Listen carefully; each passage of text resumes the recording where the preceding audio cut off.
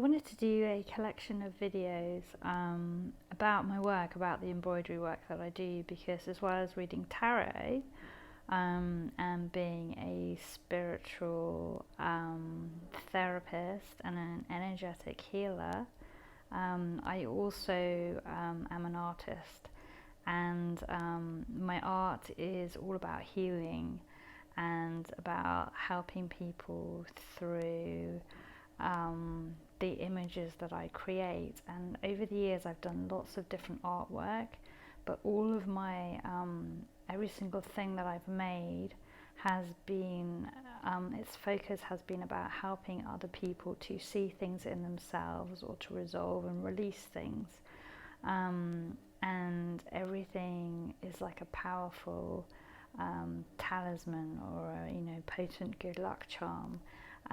Colours are really important to me, the meaning of the colours, the kind of energetic value of the colours, and also words and symbols. And so my work is quite abstract in a way, and the images that I put down are more images that I receive as opposed to images that I perceive. I don't think about my work before I create it. I just show up, and it comes through me. It's more like I get a feeling that I have to create a piece about a certain thing, or there might be an issue that I am, struggling to process. For example, this piece here is about what's going on in the world right now. It's about, the COVID pandemic and the kind of thoughts and the feelings and the fears that has brought up inside of me. And I'm using this piece as my own personal therapy to kind of channel that through. It's like the kind of like shapes and the symbols on it at the moment are very different to those that I've created before. And there's a lot of like everything's interconnected and growing out of each other, almost like the virus itself. Really, it looks like cells under a microscope, in a laboratory. If I go in on this bit, it's like I'll start with the green actually, because that was week 1. So I did the words first for each week. So that the green was week 1, the orange was week 2, and the blue was week 3. And then those are the only words that I put in there so far. And then I started filling it in. And so the green basically says, and this was like the first kind of like feeling that I had, because week 1 was a really like intense, serious, powerful, scary week for me. It was a very emotional week. I spent most of that week kind of absolutely terrified, suffering from extreme anxiety and panic attacks and worry about the future, fear for my life, for my safety, for everybody that I loved and cared about, fear for the world, and also like so much like grief. I was crying because I was so sad about the state of the world and everything that happened, and all of the potential that was being shut down and cut off, and all of the things that would cease to exist perhaps.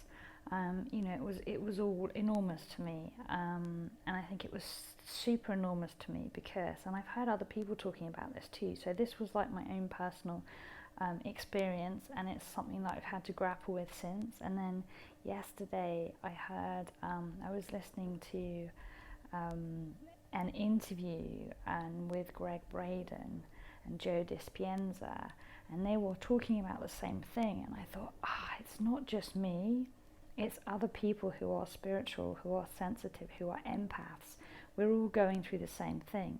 And just because like maybe the people that are closest to me in my life are not experiencing that thing doesn't make me wrong and doesn't make me weak for having these feelings. So that conversation really helped me.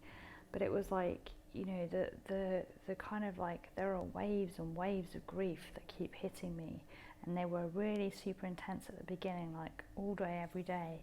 And then since then, they've kind of dispersed, and now they come up and they go down again. And I don't necessarily get any warning, they just hit me from out of nowhere.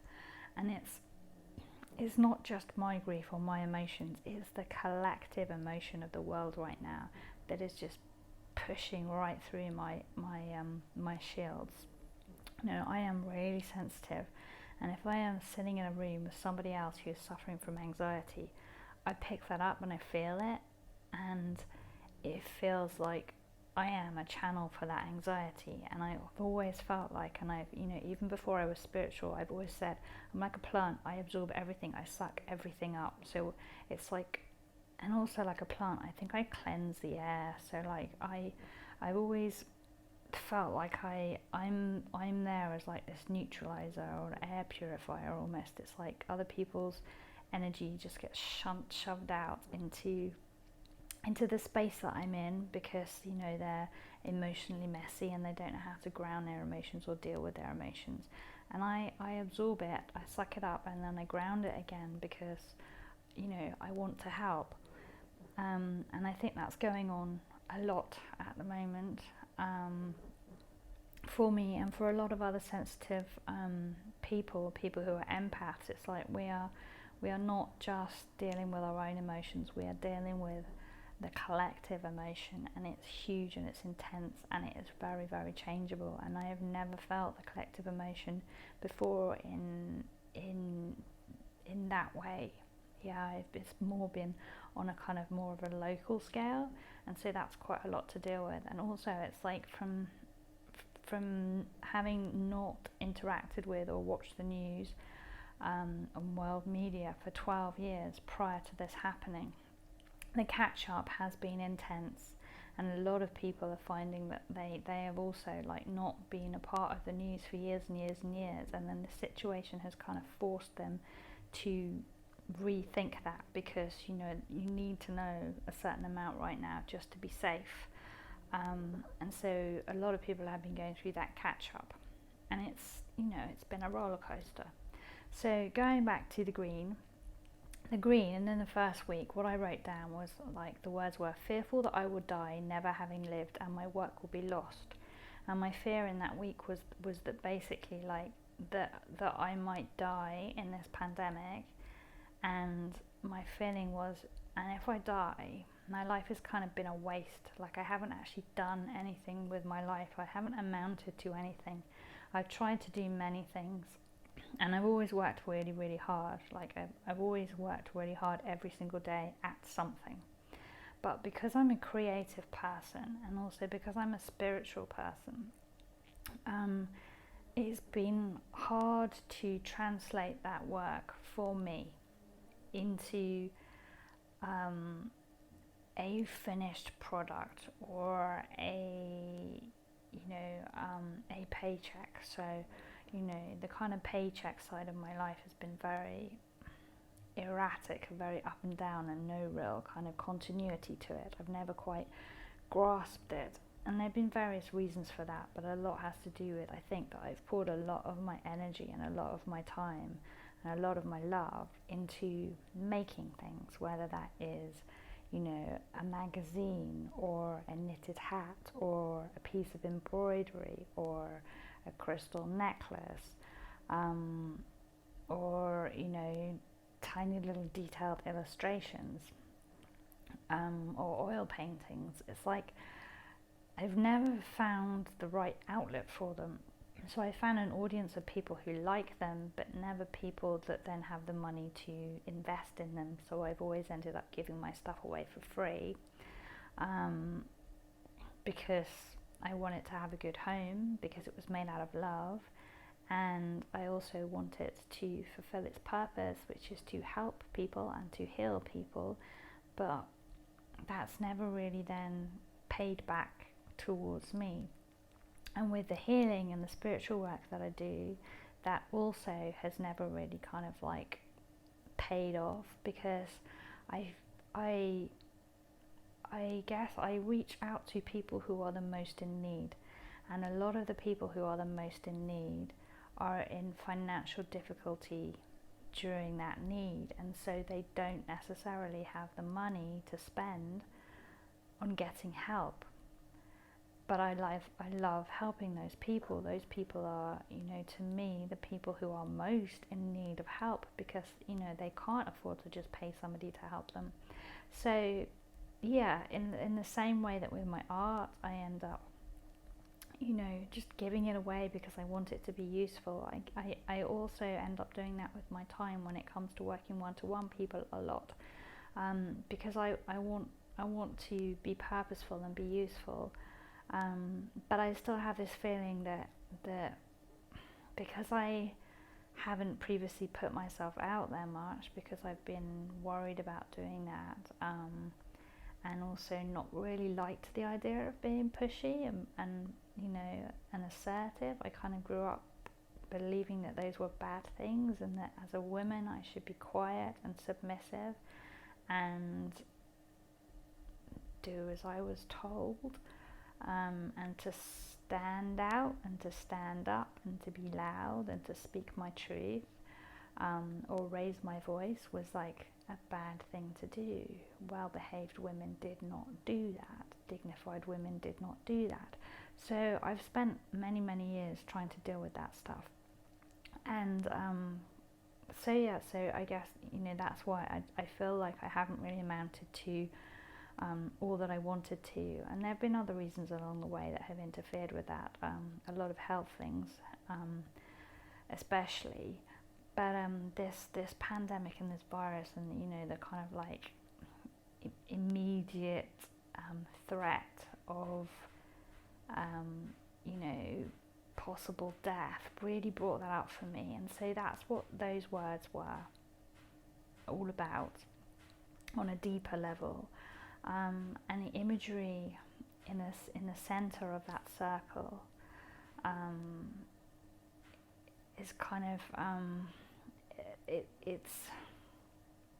it's growth and it's nature and it's flowers, and there's eyes in there, like the all-seeing eyes, and it's the eyes that are trying to look down from above at this beautiful intricate garden that has been created. This garden that is small and delicate and separated by many different shoots and roots and strands, so it doesn't all come together as one beautiful bouquet that can be looked at easily and qualified and assessed. It's all separate little things, tiny, almost like tiny little seeds that have been planted all over the place, but just because they're not visible yet doesn't mean they're not there, doesn't mean they don't count, doesn't mean they're not important. The second section was the orange section, and that was like in the second week when I got over my initial feelings and my initial fears and worries, which were, oh my god, I'm going to die. I won't lie to you, it was all like, the first week was a lot of me fear, like fear for people that I knew as well, but that was also me fear. It was all selfish fear about, and maybe that's a bit of a harsh way of looking at it, but it's an easier way to explain it. Yeah, if I'm trying to segregate the feelings per week, it was all about, will everybody I care about and who is important to me be okay? Will the world as I need it to be still exist? Will I get my life back the way it was before? Like, will I be able to go back to the gym? Will I be able to go back to the seaside and, walk along the beach and paddle in the sea, blah, blah, blah, blah. So it was all about kind of like personal loss and how it was affecting me personally and the people that I cared about. And then that kind of like expanded in the second week to the full weight of the collective grief and the collective experience, and that was then the worry that the world as I know it is dead. It was like, wow, will society ever return to normal? Will we ever get our lives back? Will we ever be able to meet together in groups, in crowds, walk through shopping centres together, sit in restaurants or cafes together, visit a cinema together, go to the theatre together, go to a sports event together? All these things that we have grown up with and are used to having in our lives, will we ever be able to interact socially in the same way again? And if we can't, how is that going to impact everybody? Like, how are people going to survive?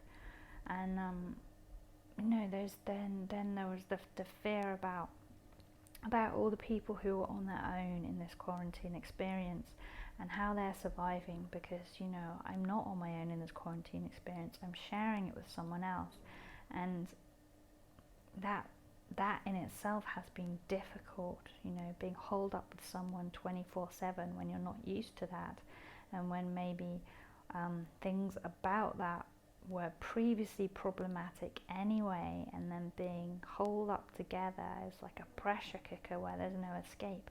And so, there's been that challenge, but even with those challenges and the difficulty of that relationship and bond, it's still comforting and supportive, and still has its light side as well as its dark side. So it's, there's a balance. It's not all good, but it's not all bad. And I would personally prefer that to being alone for 6.5 weeks, because being alone for 1 week is one thing, and maybe that's quite nice and quite peaceful and quite therapeutic, and I'd probably quite appreciate that. But being alone for 6.5 weeks is intense. It's hardcore, and if you haven't chosen it and you don't have the option to go out and interact socially with other people, then that's a very different kind of aloneness to when if you just decide to go on a mini retreat. Normally a mini retreat might involve things like massage, or some kind of like treatment, or going to a place where they make all the food for you and you're surrounded by other people, but you're just quiet and calm and together, and maybe do yoga and meditate all day, or are listening to spiritual teachings or something. So being forced into solitary confinement without having chosen that, especially when the world around you is all in conflict and with so much turmoil and so much fear, and the media just pumping out all of these horrible statistics and horrible stories and sensationalizing the whole thing, that must be really tough. So the second week for me was just like, it was all the things that might not come back again, not just for me but for other people too, and the fear around that, and the image as it stands so far, because these images are not complete yet. They're just little kind of like, they're all little seeds, they're little beginnings of the bigger picture that will come and be finished.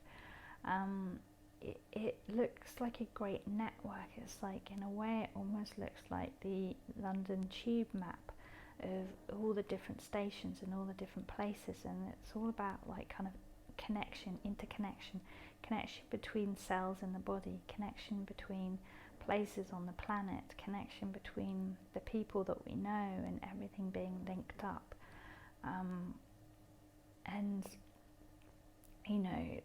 the whole, like the beauty of that with the gold colour, it's all about the wealth of that, the gift of that, the fortune in that, the how precious it is, and how that has been forever changed, really.